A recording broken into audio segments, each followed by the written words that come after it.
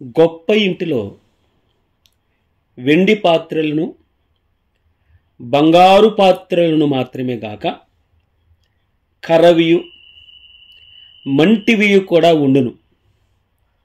వాటిలో కొన్ని ఘనతకును కొన్ని ఘనహీనతకును వినియోగింపబడును.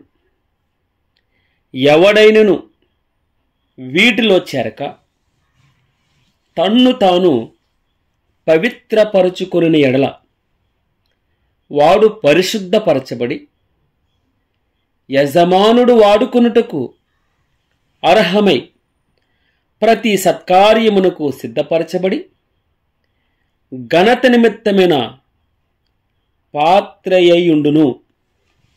నీవు యవనేచ్ఛల నుండి పారిపోము. పవిత్ర హృదయులై ప్రభువునకు ప్రార్థన చేయవారితో కూడా నీతిని, విశ్వాసమును, ప్రేమను, సమాధానమును వెంటాడము.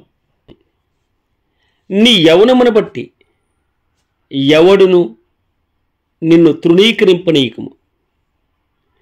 గాని మాటలోను, ప్రవర్తనలోను, ప్రేమలోను, విశ్వాసములోను, పవిత్రతలోను విశ్వాసులకు మాదిరిగా ఉండుము. నేను వచ్చే వరకు చదువుట యందును, హెచ్చరించుట యందును, బోధించుట యందును జాగ్రత్తగా ఉండుము.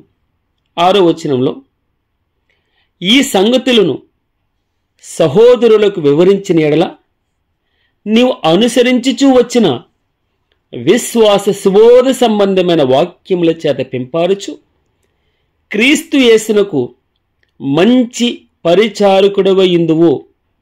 అపవిత్రమైన ముసలమ్మ ముచ్చట్లను విసర్జించి దేవభక్తి విషయంలో నీకు నీవే సాధకము చేసుకొను.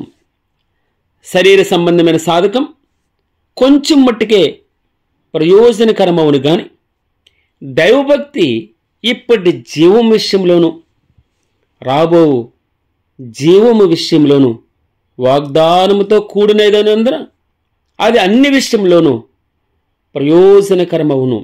ఈ వాక్యము నమ్మదగినది, పూర్ణాంగీకారమునకు యోగ్యమునైనది.